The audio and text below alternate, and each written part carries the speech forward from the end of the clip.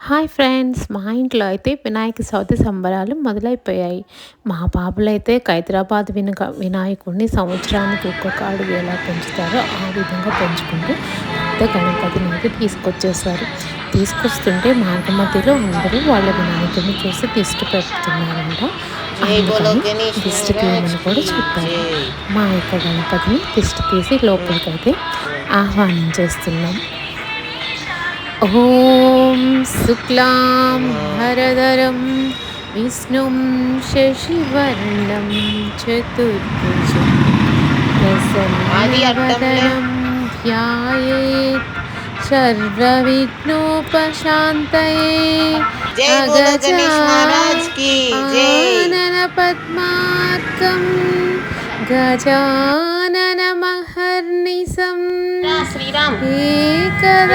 गणेश महाराज की जय। ओम श्री महागणाधिपतये नमः। ओम श्री गण गणपतये नमः। ओम श्री गण गणपतये नमः.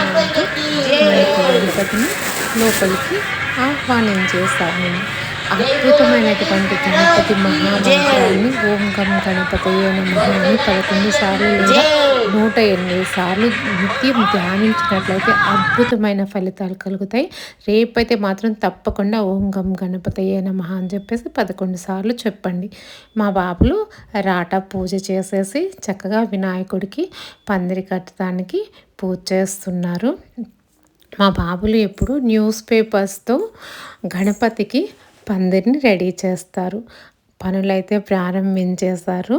ఇంకా చూడండి మా యొక్క గణపతి విశేషాలు అవన్నీ కూడా నెక్స్ట్ వీడియోలో నేను మీకు ఎక్స్ప్లెయిన్ చేస్తాను. మా వీడియో కనుక నచ్చినట్లయితే లైక్ చేయండి, సబ్స్క్రైబ్ చేయండి, కామెంట్ చేయండి. చక్కగా అందరూ గణపతిని పూజించండి. ఆ యొక్క గణపతి యొక్క అనుగ్రహం ప్రతి ఒక్కళ్ళకి కావాలి, అందరిపైన ఉండాలి. మీ యొక్క సర్వకార్యాలయందు కూడా సర్వసిద్ధి కలగాలని చెప్పేసి అందరూ సుఖ సంతోషాలతో అష్టైశ్వర్యాలు ఆయురారోగ్యాలతో బాగుండాలని చెప్పేసి మనస్ఫూర్తిగా కోరుకుంటూ అందరూ చక్కగా హారతి తీసుకోండి. నా బిడ్డల్ని ఆశీర్వదించండి. ఓం శ్రీ గం గణాధిపతయే నమః. ఓం శ్రీ మహాగణాధిపతయే నమః. ఓం శ్రీ మహాగణాధిపతయే నమః. ఎప్పుడైతే గణేష్కి ఎంతో ఇష్టమైన నైవేద్యాల్లో ఒకటి లడ్డు నైవేద్యం కదా.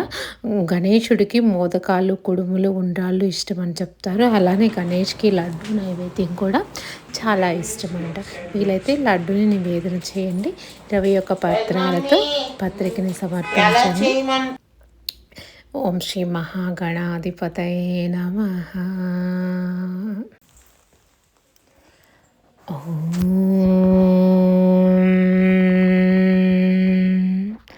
మొత్తానికి గణేష్ పందిరి రెడీ అయిపోయింది. మా గణనాథుని పందిరిలో కూడా కూర్చోబెట్టేసాము. మిగతా విషయాలు రేపు వీడియోలో తెలుసుకుందాం. ఓం గం గణపతి